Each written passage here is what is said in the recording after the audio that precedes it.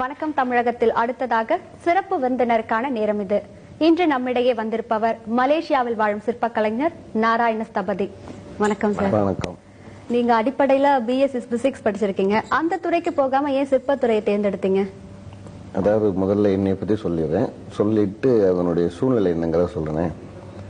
நான் சிவகங்கை மாவட்டத்தில் கல்லல் என்ற ஊர்ல நல்ல சிற்ப கலைஞர்கள் குடும்பத்துல பாரம்பரியத்தில் பிறந்தவன். கல்லூரி படிப்பு படிக்க வேணுங்கிறது எல்லோருடைய பெற்றோருக்கும் ஆசை இருக்கும். அதே முறையில் என்னை படிக்க வச்சாங்க. கல்லூரி படிக்கும் பொழுதும் பள்ளிக்கூடம் படிக்கும் பொழுது பள்ளியிலிருந்தே எங்கள் தகப்பனார் எங்கள் தாத்தா எங்கெங்கே வேலை பார்க்குறாங்களோ அந்த கோயிலுக்கு இந்த லீவில் போய் விசிட் பண்ணுற மாதிரி போவோம். செல்ல பிள்ளைங்களாக போயிருந்தாக்கா அங்கே வேலை பார்க்குறத வேடிக்கை பார்ப்போம். எங்களுக்கு எதுவும் அங்கே ஒரு சலுகைகள் கிடைக்குங்கிற ஆசையோட கோயில்களில் போய் பார்க்கறது உண்டு. அந்த கோயிலில் பார்த்துக்கிட்டு இருக்கையில் சில சமயங்களில் கொஞ்சம் வயசு வந்த உடனே இதை செய்யப்பா அதை செய்யப்பா அப்படின்னு சொல்லி அடுத்தவர்களுக்கு சொல்லிக் கொடுக்கும் பொழுது இது என்ன இவ்வளவு விசித்திரமாக சொல்கிறாங்களே, 4 கை இருக்குது, அந்த கையில் அந்த ஆயுதத்தை வை இந்த ஆயுதத்தை வைங்கிறாங்க, இதெல்லாம் ஒன்றும் புரியலையேன்னு கொஞ்ச நாளுக்கு அதில் ஆர்வம் ஏற்பட்டுச்சு. அது இயற்கையில் உள்ள ஆர்வம். கொஞ்ச நாள் சென்றதுக்கப்புறம் இந்த கல்லூரி படிப்பு சமயத்தில் இந்த ஸ்பெஷல் ஃபீஸ் அது இது இப்போ கேட்க போனோம்னா எங்கள் தகப்பனார் மேலவா இந்த பிரகாரத்தில் என்னென்ன சாமி இருக்குன்னு சுற்றி சொல்லு, கிழக்கு என்ன இருக்கு, தெற்கு என்ன இருக்கு, மேற்கே என்ன இருக்கு, வடக்கு என்ன இருக்கு, எல்லாம் பார்த்து மனப்பாடமா சொல்லணும் அப்படிப்பாரு. அதை சொன்னா தான் ஸ்பெஷல் ஃபீஸ் காசு கொடுப்பாரு பணம் கட்டுறதுக்கு. ஆமா, அப்படி பணம் கட்டுறதுக்கு போற நேரமெல்லாம் இந்த மாதிரி கொஞ்சம் கொஞ்சமா அவங்க சொல்லையில அதுல கொஞ்சம் ஈடுபாடு, அறியாமல் ஈடுபாடு. அதுக்கப்புறம் பிஎஸ்சி முடிச்சுட்டு சிங்கப்பூரில் எங்கள் அப்பா வேலை பார்த்துட்டு இருந்தாங்க. தகப்பனார் திரு சிதம்பரநாதன் ஸ்தபதியார் எங்கள் தகப்பனார் பேர். மூத்த புதல்வன் நான். மூத்தவனாக இருக்கிறதுனால கல்லூரி படிப்பு முடிஞ்சவொன்னே அங்கே வரவழைச்சிருந்தார். அங்கே போயிருந்தேன்.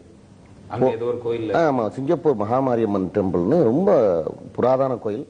அதாவது இங்கிலீஷில் பேப்பரில் வந்துருந்துச்சு ஸ்ட்ரைட் டைம்ஸ் ஆஃப் சிங்கப்பூருங்கிறதுல 147-year-old temple is to be renovated by a famous ஸ்தபதி mister Chidambaranathan from southern India அப்படின்னு ஹெட்லைன் போட்டு கொடுத்துருந்தாங்க. அந்த மாதிரி ஒரு சமயத்தில் அந்த குழுவில் நானும் ஒரு மேற்பார்வை அந்த மாதிரி ஒரு சூழ்நிலைக்கு போயிருந்தேன். போன இடத்துல என்னுடைய கல்விக்கான வேலைகளுக்கு ஏற்படும் நிலையில் ஏர்ஃபோர்ஸில் செலெக்ஷன் சிங்கப்பூர்லேயே, சிங்கப்பூர் ஏர்ஃபோர்ஸ்ங்கிறதுல எஸ்ஏஎஃப்னு சொல்கிறது. எங்கள் தகப்பனாருக்கு அது பிடிக்கல. இந்த யூனிஃபார்ம் போடுற வேலையெல்லாம் வேணாம், நம்ம வேலையை பார்த்தா போதும், நம்ம படிக்க வச்சோமே ஒழிய நம்ம இந்த வேலை தான் நம்ம பார்க்கணும்னு சொல்லிட்டு அப்பா அம்மா தம்பிகள் எல்லாரும் அங்கே இருந்தால் கூட என்னை மட்டும் தனியாக அனுப்பிவிட்டாரு. இருந்தாக்கா வேற துறையில் மாறிடுவானுன்ற எண்ணத்தில் என்னை இந்தியாவுக்கு அனுப்பிவிட்டாங்க. இங்கே வந்த உடனே மறுபடியும் என்ன செஞ்சேன், காவல்துறைக்கு அப்ளை பண்ணியிருந்தேன். ஒரு நண்பர் சொன்னார், நீங்கள் காவல்துறைக்கு அப்ளை பண்ணாமல் நல்லா ஃபிசிக்ஸ் படிச்சிருக்கீங்க, பிஎஸ்சி படிச்சிருக்கீங்க, அத்லெட்டிக்கு நல்லா ஓடுவீங்களே, எல்லாம் செய்யுங்க அப்படின்னு சொன்னால் அப்ளை பண்ணால் கிடைச்சிது. கிடைச்சி அப்பாவுடைய அனுமதி கேட்கல. அவர் அங்கேருந்து மறுபடியும் யூனிஃபார்மே வேணாம் சொல்லி மறுபடியும் அதிலே இது பண்ணுற வேலை வச்சு. அப்போல்லாம் கொஞ்சம் ஃபிசிக்கலி ஃபிட்னா டைரக்ட்லி செலக்டட், டிஎன்பிஎஸ்சிலாம் கிடையாது. அப்போ டைரக்ட்லி பை ஐஜி டிஐஜி இந்த மாதிரி. அவர் வேணாம்னு சொன்ன உடனே எனக்கும் சூழ்நிலையும் சரியில்லாமல் அதில் ஒரு குழப்பத்தில் இருக்கையில சும்மா இருக்காமல் அவருடைய வேலைகள் இங்கே வர்றாருல, தகப்பன் இங்கே வருவாங்க இல்லையா சிங்கப்பூர்லேருந்து, வர்ற சமயத்தில் எடுத்த வேலைகளை மேற்பார்வையிடுறதுக்கு இந்த பழைய அனுபவங்களை வச்சு நம்மளும் போய் நின்று இந்த கட்டடம்னா என்ன, அந்த டேப்பை பிடி, அந்த மையக்கோடு பிடி, அப்போ மையக்கோடுன்னு சொல்லாமல் மைய சூத்திரம்னு சொல்லியிருப்பாங்க அவங்க, அதை நம்ம இமிட்டேட் பண்ணணுங்கிற ஆர்வக்கொள்ள அல்ல. மைய சூத்திரம் எங்கே பாருக்கு, இந்த ஓரம் சரியில்லையா, அந்த பக்கம் எடு, அந்த மாதிரி தகப்பனா சொல்கிற மாதிரி தாத்தா சொல்கிற மாதிரி அப்படி கொஞ்சம் கொஞ்சமாக பழகி அப்புறம் பிற்காலத்தில் வள்ளுவர் கோட்டம் கட்டுறதுக்கு ஏற்பாடு நடந்திருக்கும் பொழுது அதுக்குள்ள கற்களை எடுப்பதற்கு திருவண்ணாமலையில் என்னை குவாரி சூப்பர்வைசராக போட்டாங்க. அதில் தான் ஈடுபாட்டுடன் கல்லை எடுக்கிறதுனா என்ன, கற்சிலைகள் செய்கிறதுனா என்ன, அது எப்படி எனக்கு தகப்பனார்கிட்ட இருந்து கோயில் கட்டடக்கலையை கற்றுக்கிட்டேன், சாஸ்திரங்கள் ஆகமங்களை கற்றுக்கிட்டேன். ஆனால் கல்லுன்னா என்ன, அது ஆண்கள் பெண்கள் அதில் செலக்ட் பண்ணுறது எப்படிங்கிறதெல்லாம் அந்த வள்ளுவர் கோட்டை வேலையில் ஈடுபாட்டாக என்னை அதில் போட்டிருந்த சமயத்தில் நான் தான் ஃபுல் இன்சார்ஜ். இன்னைக்கு அந்த வள்ளுவர் கோட்டை நிற்கிறதுல பாட்டம் டு டாப் அந்த கலச கல் வரைக்கும் என் கையெழுத்தோடு தான் இங்கே வந்திருக்கணும். ஒவ்வொரு கல்லையும் நான் செக் பண்ணியிருப்பேன், செலக்ட் பண்ணியிருப்பேன். நான் அதில் அந்த ரேகைகள் இருந்ததுன்னா அடி கொடுக்கையில் உடஞ்சி போகும். இந்த ரேகைகளை எனக்கு கீழே மேஸ்திரிகள்லாம் இருப்பாங்க, அவங்கள வச்சு செக் பண்ணி நான் அப்ரூவ் பண்ணி லாரியில் அனுப்புனா தான் மகாபலிபுரம் வந்து அதுக்கப்புறம் அந்த சிலைகளாக உருவாகணும். இந்த ரேகைகள்னு சொன்னீங்களா, அது என்ன ரேகைகள்னா புரியல. ரேகைன்னா இப்போ இந்த மரத்துல எல்லாம் நீங்க பார்த்திருப்பீங்க, குறுக்கு அதை வெட்டி பார்த்தோம்னாக்க ரேகைகள் மாதிரி, அதாவது ஒரு ரவுண்டா வரும், அதுக்கப்புறம் கொஞ்சம் மஞ்சளா வரும், அப்புறம் பிரௌனிஷா வரும், டார்க் பிரவுனா இருக்கு பார்த்தீங்களா, அது குறுக்கு வெட்டு தோட்டத்தில் பார்த்தா தான் தெரியும். அது மாதிரி கல்லுலையும் உண்டு. அந்த அந்த அந்த காம்பினேஷன் ஆஃப் மாலிக்யூல்ஸ் கம்பைண்டா இருகத்தான் அது ஒரிஜினல் ஃபைன் ராக்கா வரும். அந்த ஃபைன் செட்டப் ஆகாத முன்னாடி அந்த செடிமெண்டட் ராக்ஸ்ன்னு சொல்றது படிகப்பாறைகளா வந்துடும். அதுல இருந்து அந்த கிரானைட் நல்ல பியூரா ஸ்ட்ராங் ஆகிறதுக்கு அந்த ரேகைகளை பார்க்கணும், செக் பண்ணணும். அப்புறம் நம்ம சுத்தியில அடிக்கையில் அது சவுண்ட்லேயே தெரியும். That is practical. It cannot be defined. சொல்ல முடியாது. அது அடிக்கையில சத்தம் கொடுக்க நம்ம கையை எகிரி வரையில தெரியும் நமக்கு இது சிலை செய்யக்கூடிய கல் அப்படிங்கிற சவுண்ட்லேயே கண்டுபிடிக்கணும். அது பிராக்டிக்கலா தெரிஞ்சுக்கிட்டேன். அது முடிஞ்ச உடனே எனது உறவினரும் மகா பெரிய ஒரு புத்திசாலியமான ஜனாதிபதி பரிசுகளையும் பட்டங்களையும் 2-3 முறை வாங்கிய பத்மஸ்ரீ திரு கணபதி ஸ்தபதி அவர்கள்ட்ட, எஸ்.எம். கணபதி ஸ்தபதி அவர்கள்ட்ட ஆந்திராவிட்ட போனேன். அங்க போய் இருந்து அவங்கள்ட்ட தொழில் கத்துக்கையில அவங்க சான்ஸ்கிரிட் ரொம்ப பிரமாதமா எல்லா விஷயங்களும் சொல்லுவாங்க. இன்னைக்கும் எந்த ஒரு ஸ்தபதியும் ஒரு பெரிய லெவல்ல உள்ளவர்கள் கூட தமிழ்ல அதை நீங்க மொழி பெயர்த்திருந்தாங்கன்னா உபபீடம், அதிஷ்டானம், ஸ்தம்ப வர்க்கம் அப்படின்னு அந்த இசன்னதானம் தான் போடுறாங்க ஒழிய, ஸ்தம்ப வர்க்கம்னா தூண்களுடைய வர்க்கம். அந்த தூண் வர்க்கம் சொன்னா தெரியாது. தூண் வெளியில இருக்க தூணா இல்ல இதுல இருக்க கருவறையில உள்ள தூணான்னு தெரியாது. அதனால என்ன செய்யறாங்க, உபபீடம், இந்த வானம் தோன்றம் பாருங்களே, அதுக்கு பேர் சித்திரவானம் சொல்றது. சித்திரவானம் எல்லாம் சான்ஸ்கிரிட் வேர்ட். அதுக்கு அடுத்தபடி உபபீடம், அதுக்கு அடுத்தபடி அதிஷ்டானம், அதுக்கு அடுத்தபடி ஸ்தம்ப வர்க்கம், பிரஸ்தலம், கண்டம், சிகரம், கலசம். அவ்வளவுதான். இந்த மாதிரி நீங்களுடைய ஸ்தபதிகளுடைய பரம்பரையில வந்திருக்கீங்க. முக்கியமா நீங்க கணபதி ஸ்தபதிகள்கிட்ட நிறைய, உங்க உறவினர் கணபதி ஸ்தபதிகள்கிட்ட நிறைய விஷயங்கள் கத்துக்கிட்டீங்கன்னு சொன்னீங்க. அவர்கிட்ட கத்துக்கிட்டு சிறப்பான அம்சங்கள் என்னன்னு சொல்ல முடியுமா? அவங்க ஆந்திர பிரதேசத்தின் தலைமை ஸ்தபதியாக, அறநிலையத்துறை தலைமை ஸ்தபதியாக இருந்தவர்கள். அவங்க எஸ்சி ரேங்க்ல அந்த காலத்திலேயே, அதாவது சென்னாரெட்டி முதலமைச்சராக இருக்கும் பொழுதே அவர் அங்கே அப்பாயின் பண்ணி ரொம்ப பெரிய லெவலில் இருந்தவங்க. அவங்க ஏதாவது ஒரு நுணுக்கமான விஷயங்களை பேசணும்னா சான்ஸ்கிரிட்ல வேர்டு இருக்கிறத எடுத்து எப்படியாப்பட்ட விற்பனர்களோடையும் வாதாடக்கூடிய சக்தி உள்ளவர்கள். அதனால அவங்கள்ட்ட எனக்கு சிறு வயசுல ஒரு ஈடுபாடு உண்டு. நீ உனக்கு வேலை கற்றுக்கணும்னா அங்கே வாப்பா என்னட்ட வா சொல்லியிருந்தாங்களேன்னு ஒரு எண்ணத்தில் போயிட்டேன். எந்த நேரம் இடைவேளை கிடைக்கும் பொழுதுலாம் இதுதான் கபோதகம்னு ஒன்று இருக்கு. அதுக்கு சொல்றது இது கபோதகம், இதுக்கு அளவு இப்படி இருக்கணும், இது தூக்கோடுனா இது இப்படி இருக்கணும், கண்டா எங்க அடங்கணும், எவ்வளவு உள்ள அடங்கணும் அப்படிங்கிறதெல்லாம் சாதாரணமாகவே பேச்சு வாக்கில் போகையிலே இருவரும் காரில் போனாலோ அல்லது ஸ்கூட்டர் கூட்டிகிட்டு போவாங்க, அதுகளை சொல்லிக் கொடுப்பாங்க. கொஞ்சம் கொஞ்சம் கிரகிச்சுக்கிட்டேன். அதுக்கப்புறம் அவருடைய சகோதரர் திரு இன்றைய அறநிலையத்துறையின் தலைமை ஸ்தபதியாக இருக்கக்கூடிய திரு பத்மஸ்ரீ முத்தையா ஸ்தபதி அவர்கள்ட்ட நான் அவர்களுடைய உதவியாளராகவே வேலைக்கு சேர்ந்தேன். அவர்கள்ட்ட வேலை செய்யும் பொழுது சில இன்னும் ஆழமான விஷயங்களை, சிக்கலான இடங்கள்ல போய் வேலை பார்த்தோம். அந்த இடங்கள்ல சில ஆழமான விஷயங்களை தெரிஞ்சுக்கிட்டோம். அதுல இன்னும் முக்கியமா சொல்ல போனோம்னாக்கா, ஒரு ஊரே தண்ணீரில் மூழ்கக்கூடிய ஒரு ஊர், அந்த ஊரில் இருக்கக்கூடிய பிரபலமான கோயில்கள், அந்த ஆலயங்களை அப்படியே நம்பர் போட்டு பிரிச்சு அடுத்த முச்சந்திக்கு ஒரு 10 கிலோமீட்டர்ஸ் அவுட் ஆஃப் த கிராமம், அந்த வில்லேஜ், அதுல இருந்து கொண்டு போய் அதை ஷிஃப்ட் பண்ணி இந்த சேம் செட்டப்புக்கு பழைய புராதனப்படி மறுபடியும் கட்டி கொண்டாட வேலையை அவர் ஏற்று செஞ்சிருந்தாங்க திரு முத்தியா ஸ்தபதி. அவர்கள்ட்ட உதவியாளர் இருந்ததுல அதுல கொஞ்சம் நாளாச்சு நமக்கு. இதுல என்ன எனக்கு ஒரு பெனிஃபிட்னாக்கா, கொஞ்சம் ஆங்கிலம் கத்துக்கிட்டதுனால எங்க ஸ்தபதியார்கள் சொல்றதோட இந்த இன்ஜினியரோட சேர்ந்து நான் பேச வேண்டிய கட்டம் வரும். ஸோ இதையும் அதையும் நான் கம்பேர் பண்ணி பார்த்தேன். Oh, temple construction is only engineering science. அது டெம்பிள் கன்ஸ்ட்ரக்ஷன் தான், அது it is an engineering science. அது இன்னும் நம்ம தெரியாம அல்லது நம்ம யாருக்கும் சொல்லி கொடுக்காமலோ அல்லது நம் முன்னோர்கள் அதை விவரமா தெரிவிக்காமலோ இருந்திருக்காங்களே அப்படிங்கிற முறையில தான் நான் ரொம்பவும் அதுல ஆழமா இறங்க முற்பட்டேன். சிற்பக்கலையிலயும் கோவில் கட்டுறதுலயும் நிறைய அறிவியல் முறைகள்லாம் கலந்துருக்குன்னு சொன்னீங்களே, அதை பத்தி கொஞ்சம் விரிவா சொல்லுங்க. அதாவது சிற்பக்கலை என்பது சிற்பம் ஆகமம் சேர்ந்தது. இந்த ஆகம சிற்பம்ங்கிறதே 2 தண்டவாளம் மாதிரி பேரலல் லைன்லாம் போகணும். ஆகமும் சிற்பமும் கிராஸ் பண்ணவே கூடாது. இந்த ஆகம சிற்பம்ங்கிறது வெளிநோக்கத்தில் பார்த்தா கோயிலை பற்றிய ஒரு விதிமுறைகள்னு அர்த்தம். அந்த விதிமுறைகளை பொதுப்படையாகவே மூடி வச்சு அந்த காலத்துல இருந்து சொல்லி கொடுத்துருக்காங்க ஒழிய அதனுடைய ஆழம் என்னன்னு பார்த்தாக்க engineering science, magnetic and sound, electricity, charge and recharge, இந்த மாதிரி விஷயங்கள்லாம் அதில் இருக்குன்னு நான் நினைச்சேன். அந்த எண்ணெய் அலைகளானது நாளாக நாளாக நாளாக அதை ஆய்ந்து பார்ப்போமே, கொஞ்சம் இறங்கி பார்ப்போமேன்னு சொல்லி பார்க்கையில, இப்போ ஒரு உதாரணத்துக்கு கருவறைன்னு கட்டுறோம். கருவறை கட்டையில் கீழே அப்போதே சொன்ன மாதிரி உபபீடம் அதிஷ்டானம்னு கட்டுறோம். இந்த உபபீடம் அதிஷ்டானத்துக்கு அப்புறம் ஸ்தம்ப வர்க்கம் போய் மேலே பிரஸ்தரம்னு விரிவு வருது. அந்த பிரஸ்தரத்துல இருந்து நீங்க இந்த பிளம் லைன் சொல்றது, அந்த அந்த அந்த தூக்கு குண்டுன்னு சொல்றதை விட்டோம்னா அந்த லைன் மஸ்ட் ஃபால் அந்த கீழே இருக்கிற உபபீடத்துக்குள்ளதான், இன்சைட் த அந்த பேஸ்மெண்ட்டுக்குள்ளதான் விழுகணும். அப்படின்னா அது என்ன சொல்லுது? அது ஸ்டெபிலிட்டி ஆஃப் த பில்டிங்.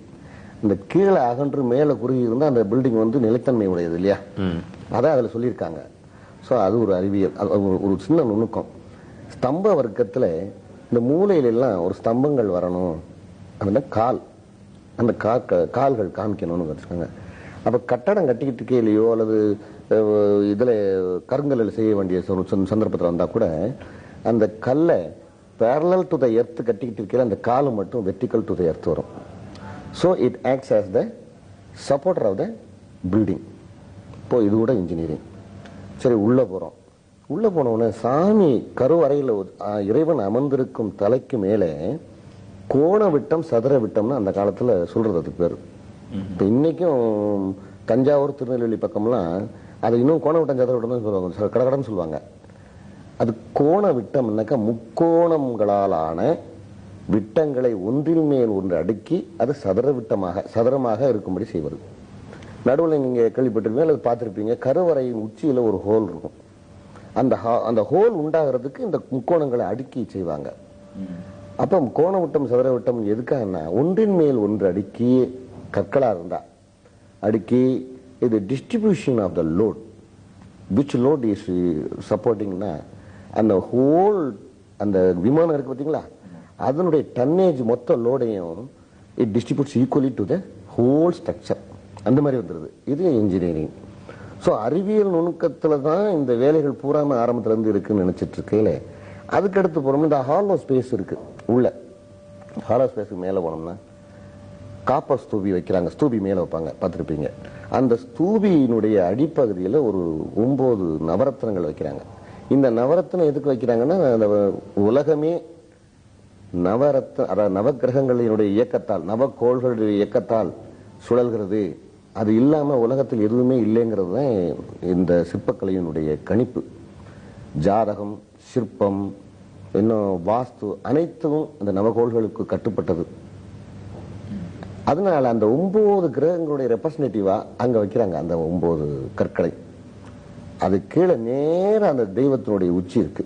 அந்த உச்சி கீழே பாத்தீங்கன்னா அந்த தெய்வத்தினுடைய பீஜாட்சரம் எழுதி வைக்கிறாங்க. இப்ப உதாரணமாக கணபதி வைக்கிறாரு, கணேசர்னு வச்சிருந்தோம்னா ஓம் ஸ்ரீம் ஹ்ரீம் க்ளீம் க்ளம் கணபதையே நமக அப்படின்னு ஒரு சக்கரம் எழுதி வச்சிடறாங்க. இந்த சக்கரத்தை அங்க வச்சு யாகசாலையில பூஜை செய்து அங்கிருந்து அதுக்கு பவர் கொடுத்து இங்க வச்சிடறோம். அதாவது charging the battery and putting underneath the deity, that's all. இந்த சார்ஜ் வந்து 12 இயர்ஸ்க்கு தான் பவர். அதுக்கப்புறம் ரீசார்ஜ் பண்ணி ஆகணும். It should be recharge after 12 years. So இந்த 12 ஆண்டுகள் கூட கும்பாபிஷேகம் பண்றது இதனுடைய நோக்கம் தான். இல்லை என்ன சாமியை வெளியில் எடுக்க வேண்டியது இல்லையே. இது எல்லாமே magnetic field, current, electricity charging, electrical charging and supporting the distribution of the load engineering எல்லாமே அறிவியல் நுணுக்கத்தில் இங்கே இருக்கு அப்படின்னு யோசனை பண்ணேன். இதுல நான் இடையில ஒண்ணு சொல்ல விரும்புறது என்னன்னா, என்னுடைய சொந்தமான அபிப்பிராயம், காலகாலமாக தமிழ்நாட்டில், நான் சுத்தமான தமிழன் அதையும் சொல்லிவிடுறேன், மலேசியாவில் இருந்தா கூட இங்கே பிறந்து இங்கே வளர்ந்து இங்கே படித்து வந்தேன். காரைக்குடி அழகப்பா கல்லூரியில் தமிழ் மீடியத்தில் படிச்சு வந்தேன், அப்புறம் இங்கிலீஷ் மீடியத்துக்கு பிஎஸ்சிக்கு வந்தேன். ஓகே, காலகாலமாக இறைவன் அதாவது திருவுருவங்களின் முன்பு வழிபாடு செய்யும் பொழுது தமிழ் பாடல்கள், தேவாரங்கள் பாடுவது வழக்கமாக இருக்கிறது. சில இடங்களில் மறைக்கப்பட்டுள்ளதா அல்லது மறுக்கப்பட்டுள்ளதா தெரியல எனக்கு என்னன்னு. இப்ப சில இடங்களை நான் பாக்குறேன் காணோம். நியாயமா சொல்ல போனோம்னா அங்க இருக்கிற பீஜாட்சரம் சான்ஸ்கிரிட்ல இருக்குங்கிறதுனால இப்ப கணபதியை பத்தி சொல்லணும்னா கிரீசம் கணேசம் கலே நீலவர்ணம் கவேந்திராதிரூடம் குணாதீதரூபம் பவம் பாஸ்வரம் பஸ்மனாபுஜிதாங்கம் பவானி பவத்திரம் பஜே பஞ்சமத்திரம்னு அந்த மூல மந்திரத்தை உள்ள சொல்றவர் சொல்லலாம். ஏன்னா நம்மளுடைய ரெப்ரஸன்டேட்டிவ் அவர். நம்ம அவரை உண்டாக்கியிருக்கோம். எல்லாருமே சட்டையை கழட்டி உள்ள போக முடியாதுங்கிறனால நம்ம ஒருத்தர் நியமிச்சு நீங்க பாத்துங்க அப்படின்னு சொல்லியிருக்கோம். அது குழந்தை மாதிரி அவரை சீராட்டி பால் ஊட்டி அதுக்கு செய்ய வேண்டியெல்லாம் செஞ்சுக்கிட்டு இருக்காரு. இந்த சமயத்தில் அதை மட்டும் அவர் சொல்லலாம். மற்றபடி வெளியில இருந்து நம்ம ப்ரே பண்ணும் பொழுது அல்லது வேண்டுதல் வேண்டும் பொழுது அம்மாளை பார்த்து விழிக்கே அருளுண்ட அபிராம வல்லிக்கு வேதம் சொன்ன வழிக்கே வழிபட நெஞ்சென்று எமக்க வழிகடக்க பழிக்கே சுழன்றும் பாவங்களே செய்து பால் நரக குளிக்கே அழுந்தும் கைவரம் ஓடன குட்டினியே அப்படிங்கிற பாட்டெல்லாம் இப்ப ரொம்ப கேட்கறது இல்லை. எங்கேயாவது ஒரு இடத்துல தேவாரம் இல்லை என்ன சொல்றாங்க, திராவிட சோத்திரப்பிரியே திராவிட சோஸ்திரம் அவதாரியே அப்படின்னு சொன்ன உடனே அது பாடுறாங்க. சில பேர் சொல்றதே இல்லை. அது எங்கேயும் சில இடங்கள்ல இல்லாம இருக்குது. இதெல்லாம் என்னுடைய மனசுல என்னன்னாக்கா, அந்த பீஜாட்சர மந்திரம் மூல மந்திரம் மட்டும் அங்க பூஜை பண்ணிட்டு மற்ற இந்த விஷயங்கள்லாம் நம்ம இக்காலத்து இளைஞர்களுக்கு தெரிகிற மாதிரி. இப்ப நான் சொன்ன அபிராமி அந்தாதியில கூட விளக்க நிறைய இருக்கு. விழிக்கே அருளுண்டு, உன்னுடைய விழிக்கே அருளுண்டு அபிராம வல்லிக்கு வேதம் சொன்ன வழிக்கே வழிபட நெஞ்சுண்டு. எனக்கும் அந்த நெஞ்சு இருக்கு. அப்படி இருக்கே இல்லை, வழிக்கே வழிபட நெஞ்சுண்டு எமக்க வழி கிடக்க. எனக்கு அந்த மாதிரி வழியெல்லாம் இருக்கும் பொழுது வழிக்கே சுழன்றுவம் பாவங்களே செய்து பால் நரக குளிக்கே அழுந்தும் கைவரதம். இப்படி கைவர்களுடைய என்னுடைய கணக்கு சதுரி என்னுடைய இணைப்பே சரியில்லையம்மா, என்னுடைய ஃப்ரெண்ட்ஸே சரியில்லையே அப்படின்னு தன்னைத்தானே நொந்து பாடக்கூடிய வழியிலாம் எவ்வளவோ விஷயங்கள் இருக்கு.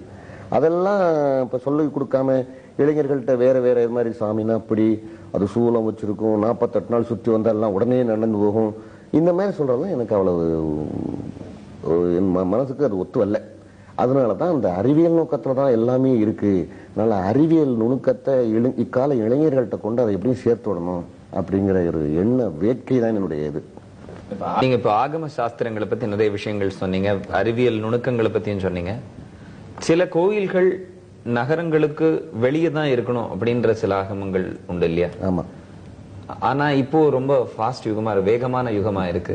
நகரங்களுக்குள்ளேயே பல கோவில்கள், அந்த ஊர் வெளியில இருக்கிற கோயில்களுக்கு பக்கத்திலேயே வீடுகள் எல்லாம் வருது. அதை பத்தி உங்களுடைய கருத்து என்ன?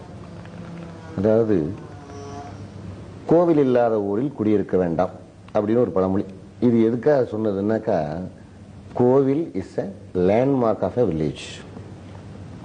இப்ப நீ ஒரு ஊருக்கு போறாரு என்ன சொல்ற, நீ போனீங்கன்னாப்பா நம்ம உறவினர் அந்த கோயில்ல தெற்கால 4வது வீட்டுல இருப்பாரு அப்படின்னு சொல்லி விடலாம்.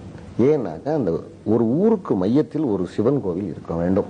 சாஸ்திரம் ஆகமத்துக்கு கூடியாரன் பிராக்டிக்கல்ல இருந்து ஆகமம். அப்ப அந்த ஊருக்கு நடுவுல சிவன் கோயில் இருக்கும் பொழுது அதை சுற்றி இதுல வேலை பார்ப்பவர்களுடைய வர்ணங்களை பத்தி தான் சொல்றேன். இனங்கள் பாகுபாடே கிடையாது. எந்த பூஜை பண்றாரோ அவர் பேர் பூஜாரி, அவ்வளவுதான். பூஜாரிகள் முதல்ல இருப்பாங்க, அந்த பூஜைக்குரியவர்கள். 2வது சுற்றுல மற்ற, அதாவது நாதஸ்வரம் தவில் வித்வான்கள், கோயில் ஆலய சிப்பந்திகளுடைய இது. அடுத்த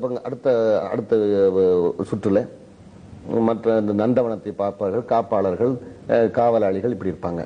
அப்ப கரெக்டா 2வது வரிசையில நம்ம வீடு 6வது வீட்டுல அந்த கோயிலுக்கு தெற்குல இருக்கு சொல்லி விட்டுலாம். இது கோயிலுக்கு நடுவுல இருக்க வேண்டும். ஆகமத்துல என்ன சொல்லுதுனாக்கா, சாத்வீகம் ரௌத்ரம். சாத்வீகம்னாக்க சாந்தமூர்த்தி, ரௌத்ரம்னாக்க ஒரு உக்கிரமான கோபமான. ஆமா, இது சிவனுக்கும் உண்டு சக்திக்கும் உண்டு. ஆனா சிவனுக்கோ சக்திக்கோ மற்ற எந்த தெய்வங்களுக்கோ அந்த உக்கிரமான ஒரு அந்த ஆக்ரோஷம் இருக்கக்கூடிய ஒரு தெய்வத்தை வழிபடுறது ஊருக்கு வெளியில் தான் வச்சு செய்யணும். நீங்க சிவனுடைய சாந்தமூர்த்தமான லிங்கமூர்த்தி தான் எல்லா இடத்துலையும் பிரதிஷ்டை பண்ணியிருப்பாங்க. அதே மாதிரி அம்பாளுடைய அகிலாண்டேஸ்வரி, புவனேஸ்வரி, காமாட்சி, இந்த மாதிரி தெய்வங்களை ஊருக்கு நடுவில் வச்சு செய்யலாம். பிரதிங்கரா தேவின்னு ஒரு அம்பாள். அது ரொம்ப ரொம்ப உக்கிரமான தேவதை. நமக்கு உக்கிரமான தேவதைகிட்ட வேண்டிக்கிறது என்னன்னாக்கா, யாரிடமிருந்தும் உக்கிரமான ஒரு வேலைகள் என்னை தாக்கக்கூடாதுங்கிறது தான். நமக்கு அது இல்லாத போது, தேவையில்லாத போய் ஏன் சப்மிட் பண்ணணும்?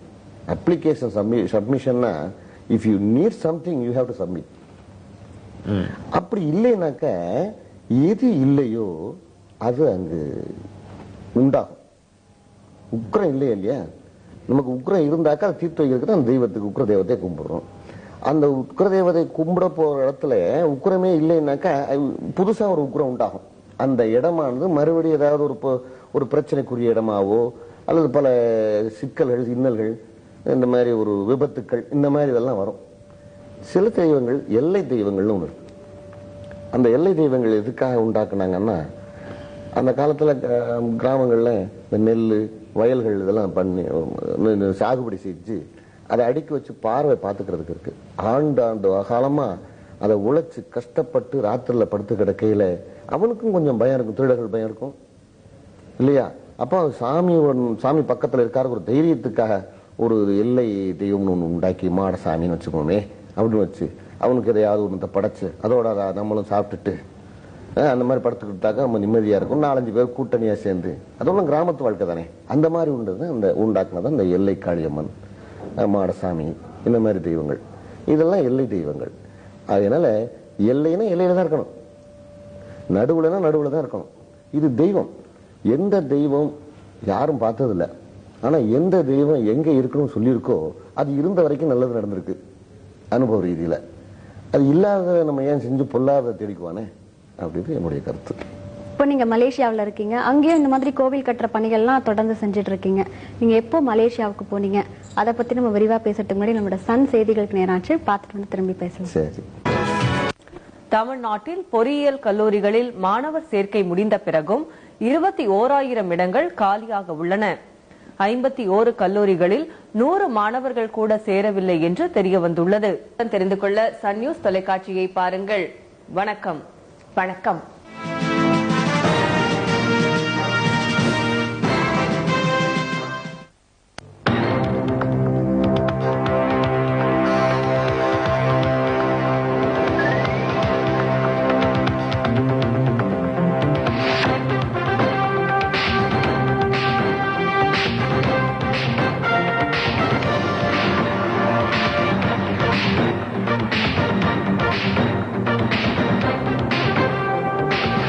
நீங்கள் பார்த்துக் கொண்டிருப்பது சன் டிவியின் தமிழ் மாலை.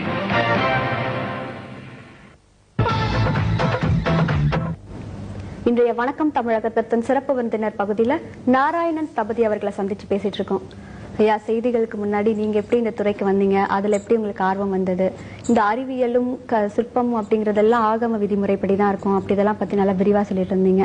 அடுத்து நம்ம பேச ஆரம்பிச்சது, நீங்க எப்போ மலேசியாவுக்கு போனீங்க, அங்க வந்து நிறைய கோவில்கள்லாம் இருக்குன்னு சொன்னீங்க இல்லையா, அது எந்த காலத்துல இருந்து அந்த கோவில் இருக்கு நீங்க நினைக்கிறீங்க? அதாவது நான் மலேசியாவுக்கு போனது 1987 தான். ஆனா அதுக்கு முன்னாடி சிங்கப்பூர்ல ஏற்கனவே சொன்னபடி 70 எல்லாம் போயிட்டேன்.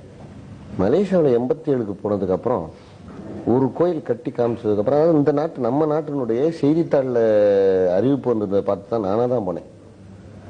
அங்கே போனதுல இருந்து தொடர்ந்து என்னுடைய வேலையை பார்த்து தொடர்ந்தே வேலை கொடுக்க ஆரம்பித்தேன். 90ல இருந்து தொடர்ச்சியாக அங்கே தான் இருக்கேன்.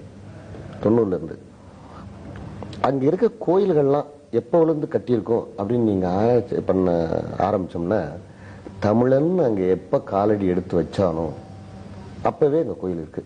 ஏனென்றால் சாதாரண கொத்தனார்கள் கட்டின கோயில் கூட இன்னைக்கு இருக்கு. ஏன்னா சிற்பிகள்னு சிற்பம் தெரிஞ்சு கட்டணுங்கிறது கிடையாது. இல்லை ஒரு ரூமு, அதுக்கு மேலே சின்ன ஒரு டூமு, அதான் கோயில் அப்படின்னு கோயில் கூட இந்த ரயில்வே ட்ராக் இருக்கு பார்த்தீங்களா, அதுக்கு பக்கத்தில் இன்னைக்கும் இருக்கு. பல 100 ஆண்டுகளுக்கு முன்பு கட்டியிருப்பாங்க அவ்வளோ இருக்கு. இப்போ அந்த ரயில்வே ட்ராக்லாம் போடையில கொஞ்சம் டேமேஜ் ஆகிற மாதிரி கட்டங்கள்லாம் வருது. ஆகையினால தமிழன் அங்கு சென்று உழைப்பதற்கு, அந்த நாட்டை திருத்துவதற்கு தமிழன் வரவேற்கப்பட்டான். அந்த தமிழன் அங்கு சென்றிருந்த சமயத்தில் எனக்கு மாரியம்மன் கோயில் வேணும், எனக்கு தமிழ் கடவுள் முருகன் வேணும் என்று அவங்க அந்தந்த ஏரியாவுக்கு பொருளாதாரத்துக்கு தகுந்தபடி செஞ்சிருக்காங்க. ஆனால் முக்கியமா குறிப்பிட வேண்டிய இது சுயம்புன்னு சொல்லுவாங்க தெரியுமா, இந்த தெய்வங்கள்லயே சுயம்புன்னு சொல்லுவாங்க. அந்த சுயம்புவாக மலேசியாவில் உற்பத்தியாகி சுயம்புவாகவே இன்னும் இருந்து கொண்டு அந்த மலேசியாவை ஆட்சி செய்து கொண்டிருக்கும் ஒரே தெய்வம் பத்துமலை முருகன் என்ற தெய்வம். அதுக்கு அவர் எப்ப உண்டானாரு, யாரால் கட்டப்பட்டது, கண்டுபிடிக்கப்பட்டது என்று தான் சொல்லலாம் ஒழிய கட்டப்பட்டது என்று சொல்ல முடியாது. ஏனென்றால் அது குகைக்குள் இருக்கிறது. எந்த ஊர்ல? மலேசியாவில் பத்துமலை தைப்பூசம்னு உலக அளவில் பெரிய ஒரு விஷயம் இல்ல. ஆஸ்திரேலியாவில இருந்து வெள்ளையர்கள் இன்னைக்கு காவடி எடுத்து 10-20 வருஷமா தொடர்ந்து காவடி எடுப்பதாக பேட்டியே கொடுத்திருக்காரு. அது நடந்து கொண்டிருக்கிறது. அந்த ஒரு பத்துமலை முருகன் என்றால் ரொம்ப பெரிய விஷயம். அதுக்கு அரசாங்கமே விடுமுறை விட்டுருக்கு. அந்த மாதிரி நகரத்தார்கள்னு அந்த செட்டியார்கள் இருக்காங்கல்ல, அவங்க எங்கெங்க வாணிபத்திற்காக எங்கெங்க வணிகம் செய்தார்களோ அந்த இடத்துல எல்லாம் தண்டாயுதபாணி கோயில்னு அவங்க செஞ்சிருக்காங்க. செட்டிநாட்டில் எப்படி அவங்க இருந்தாங்களோ அதே முறையில அந்த ஆகம சிற்ப சாஸ்திரப்படி செட்டிநாட்டு தமிழர்கள் என்ன மாதிரி ஆளுகளை கொண்டு போய் தான் செஞ்சிருக்காங்க. ஏன்னா இன்னைக்கு அந்த கலாச்சாரம் அதனுடைய அமைப்பு ஒரே மாதிரி தான் இருக்கும். எந்த கோயில் எடுத்தாலும் செட்டியார் கோயில் அப்படின்னு பார்த்தா கரெக்டாக தன்னை கண்டுபிடிச்சிடலாம். அதுல நான் முக்கியமா மூவார் என்ற செட்டியார் கோயில் திரு கண்ணதாசன் அவர்களால் பாடப்பட்ட கோயில். அந்த கோயிலில் வணங்கி பாடிட்டுலாம் வந்திருக்காரு. அந்த கோயில் நான் செஞ்சேன். அடுத்து சிகாமட் என்ற சிங்கார வடிவேலன் கோயில், அதை நான் செஞ்சேன். அடுத்து கோலாலம்பூர் டவுன்லேயே நகரத்தார், அதாவது அதான் மலேசியாவுக்கு தலைநகரம், அந்த தலைநகரத்தில் உள்ள ஒரு பெரிய நகரத்தார் கோயில் தண்டாயுதபாணி கோயில், அதையும் நான் செஞ்சேன். மலேசிய பிராமணர்கள் சங்கம்னு ஒன்று இருக்காங்க. அவர்கள் சிறந்த சபதியா ஒரு ஆளை வச்சு ஒரு பிள்ளையார் கோயில் கட்டணும்னு தேர்ந்தெடுத்து என்னைய கட்ட சொன்னாங்க. அது ஒரு கோயில் கட்டியிருக்கேன். ஜோகூர் மாநிலத்தில் 10 பகாட், பொந்தியான் இந்த மாதிரி இடங்கள்ல மாரியம்மன் ஆலயங்கள் கட்டேன். திரு மறைந்த பெரியவர் கிருபானந்த வாரியார் அவர்கள் நான் இல்லாத பொழுது அங்கு வந்திருந்திருக்கிறார்கள். எனக்கு அந்த வாய்ப்பு கிடைக்கவில்லை. ஆனால் அவர்கள் சொன்னாங்களாம், இந்த கோயிலில் யார் கட்டியது, தமிழகத்தில் இருக்கிற மாதிரியே கட்டியிருக்காரு, அந்த சபதியை வர சொல்லுங்கப்பான்னு இருக்காரு. அன்னைக்கு எனக்கு அந்த சந்தர்ப்பம் இல்லை, நான் வெளியூர் போயிருந்தேன். சொன்னார்கள், எனக்கு பெருமையா இருந்தது. அதே மாதிரி இன்னும் சில இடங்கள்ல இப்ப தற்சமயம் ஒரு கோலசிலாங்கூருங்கிற இடத்துல ஒரு பெரிய திருமுருகன் ஆலயம் ஒன்று கட்டினேன். அது பெரிய ப்ராஜெக்ட். 6 பட்டையிலே கருவறையே கட்டி காமிச்சேன். ரொம்ப பாராட்டினாங்க. இந்த மாதிரி செஞ்சுட்டு இப்போ ஒரு பெரிய ஒரு புனிதமான ஒரு வேலையா ஒரு பிள்ளையார் கோயில வேற எந்த தெய்வமே அதுல இருக்கக்கூடாது. புனியாண்டியா நவகிரகமா அது இதெல்லாம் இருக்கக்கூடாது. பிள்ளையார்னா பிள்ளையார் தான். ஷோடச கணபதினு சொல்றது 16 கணபதிகள், 16 பில்லருக்கு இடையில 16 கணபதிகளுடைய அமைப்பும் ஒரே கஜபிருஷ்ட விமானம். கஜபிருஷ்டம்னா யானை படுத்தாத முதுகு எப்படி இருக்கும் அது மாதிரி இருக்கணும் அந்த விமானம். அந்த அந்த பிள்ளையார் கோயில் அது ரொம்ப ஸ்பெஷல். அந்த மாதிரி ஒரு விமானம் கட்டி செய்யறதற்காக ஏற்பாடுகள் திரு பாலகிருஷ்ணன் அவர்கள்ங்கிற தலைமையில ஏற்பாடு நடந்துட்டு இருக்கு. ஞானாசிரியர் திரு சாத்தை அவர்கள் அதுக்கு முக்கியமா இருந்து செஞ்சுட்டு இருக்காங்க. அந்த வேலை இப்ப நான் செஞ்சுட்டு இருக்கேன்.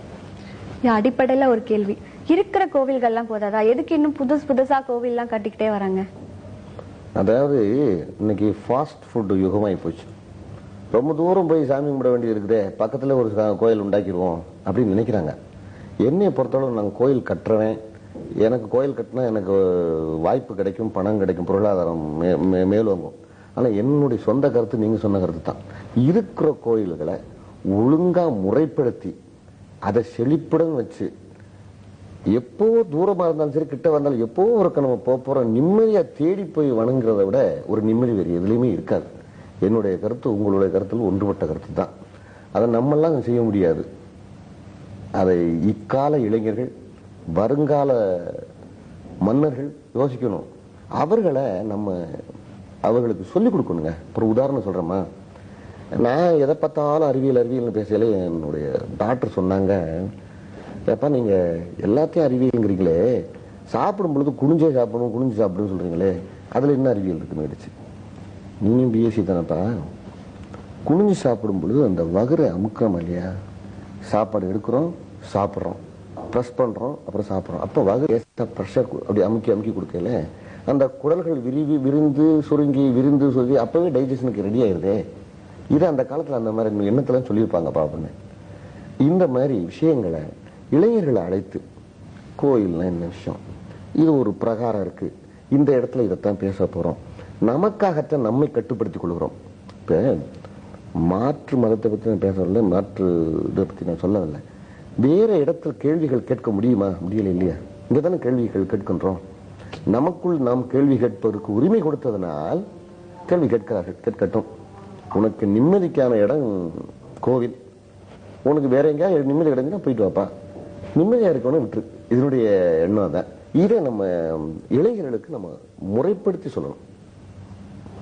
அது அப்படி இப்படி பண்ணாக்க சாமி அடிச்சிரும் அதெல்லாம் சொல்லவே கூடாது. அந்த மாதிரி சொல்லவே சொல்லக்கூடாது. ஒரு காலத்துல அதெல்லாம் சொல்லியிருந்தாங்க. என்னுடைய கருத்து, தெய்வங்கள் கையில பல டெட்லி வெப்பன்ஸ் எல்லாம் இருக்கு பார்த்தீங்களா? இந்த வெப்பன்ஸ் எல்லாம் எதுக்காக வச்சிருக்காங்கன்னா, நம்ம அம்மா நமக்கு நீ சாப்பிடலன்னா புள்ளிட்ட கொடுத்துருவேன், இந்த சிங்கத்தை பிடிச்சி கொடுத்துருவேன், பயமுறுத்தி சாப்பிட சொல்லியிருப்பாங்க இல்லையா? அந்த மாதிரி அந்த அம்மா சொல்ல முடியாத பேசாத தெய்வம் இல்லவா, அது பேசுவதற்கு அது ஒரு போஸ்ட் கொடுத்ததா எங்க மாதிரி சிற்பிகள் உண்டாக்குனதா ஒழிய அதெல்லாம் தெரியல. மாரியம்மனுக்கு வேற அங்க இருந்து ஒரு சூப்பர் நேச்சுரல் பவர்னா இருக்கிற இடத்துல அவனை கொள்றது முடியாத சூழாயத்தை எடுத்து அங்கிருந்து வீசி தானே கொள்ளணும் இல்லையா? அதெல்லாம் டு ரெப்ரசன்ட், சிம்பாலிக் ரெப்ரசன்டேஷன் சொல்றது. இந்த மாதிரி தான் நம்ம செஞ்சோம். அதனால இளைஞர்களை கூப்பிட்டு வருங்கால சிறுவர்கள்கிட்ட இப்பவே தேவாரம்னா என்ன, அதுல என்னென்ன விஷயங்கள் இருக்கு, ஒரு பட்டினத்தார் பாடல் கொஞ்ச நாளைக்கு முன்னாடி படிச்சுட்டு யோசிச்சு பார்த்தேன். எத்தனை எத்தனை அன்னையரோ, எத்தனை எத்தனை தந்தையரோ, எத்தனை எத்தனை ஜென்மங்களும். இது என்ன இப்படி சொல்றாங்க? நமக்கு 7 ஜென்மம் தான் சொல்றாங்களே, மனிதன் ஜென்மம் தான் கிடைச்சுங்கிறாங்கன்னா அது கிடையாது. இந்த பிறவி எத்தனை தந்தைக்கும் தாய்க்கும் பிறந்த பிறவியோ, இந்த பிறவி எத்தனை பிறவிகள் என்று சொன்னவர் யார்? கண்டவர் யார்? கண்டவர் விண்டதில்லை, விண்டவன் கண்டதில்லை இல்லையா? யார் போயிட்டு வந்து போனோம் தான், திரும்பி எப்போ வரேன் எங்க போனேன்னு தெரியாது. அதனால ஆன்மாவுக்கு ஓய்வில்லை. ஆன்ம நேயம், மக்களுடைய ஒருங்கிணைப்பு, இளைஞர்களை ஈர்த்தல், இது அனைத்துக்கும் ஒரே இடம் ஆலயங்கள் தான். இந்த ஆலயங்களை புதுசா கட்டணுங்கிறது இல்லை. இருக்கிற ஆலயத்தை ஒழுங்குபடுத்தி நிறைவா செஞ்சு அங்க கல்விக்கூடங்கள், கல்வி கற்றுக் கொடுத்தல். இப்ப உதாரணத்துக்கு இப்ப நீங்க மறுபடியும் மலேசியாவுக்கு போண்டிருக்கு. மலேசியாவில் every Saturday Sunday free education of தேவார பாடல்கள். ஒரு ஒரு சின்ன விஷயமா பேசுவோம். அவங்களுக்கு பிள்ளைங்க ஒரு ஆசையா பாடவும் படிக்கவும் வர்றதும் உண்டு. இந்த பிரசாதம் கொடுக்குறாங்க, ஸ்வீட் கொடுக்குறாங்க, மிட்டாய் கொடுக்குறாங்க, ஒரு 10 நாளைக்கு கொடுத்தீங்கன்னா அதுக்காக வரதும் உண்டு இல்லையா? அந்த மாதிரி எல்லாம் ஆர்வத்தை உண்டாக்கி அது ரெகுலரைஸ் பண்ணிட்டாங்க. இப்போ எல்லா கோயிலையும் தேவார பாடல்கள் கட்டாயம் ஆக்கப்படுதல், அதாவது கட்டாயம் ஆக்காமல் இன்டைரக்ட்லி கட்டாயம் ஆக்கப்படுதல், அப்படி பண்ணியிருக்காங்க. அந்த மாதிரி நம்ம செய்யணும். ரொம்ப நன்றி ஐயா. உங்களுடைய இந்த துறை சார்ந்த பணிகள் மென்மேலும் தொடர எங்களுடைய வாழ்த்துக்கள். நன்றி, வணக்கம்.